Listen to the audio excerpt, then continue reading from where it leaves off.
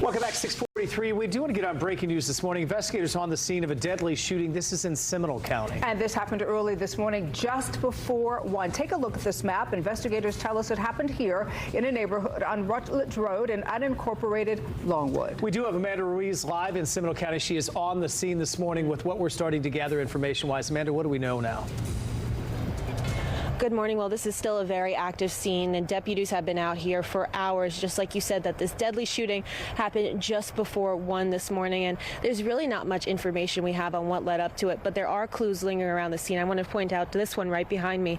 You can see that this concrete barrier is completely destroyed and ripped to shreds over here. We don't know if that's involved, but it is close to the scene, because if you pan over here, you could see that this is where deputies are currently investigating, and behind that white van, that's where one of the vehicles is behind that tape. Now, again, this happened here on Rutledge Road in unincorporated Longwood. Seminole County Sheriff deputies say this started as a fight between two drivers, both who were armed. At some point, one of them fired into the other car, causing the vehicle to crash.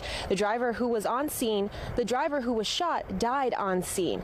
The other driver was the suspected shooter. He stayed here until deputies arrived. Then the driver was detained for questioning. Now, investigators tell us this was an isolated event and there is no ongoing threat to the public. We are still working to learn more, like what led up to the shooting, and also if the two drivers knew each other prior. And I want to remind you that this is a neighborhood. This is not a busy street where this road rage incident happened.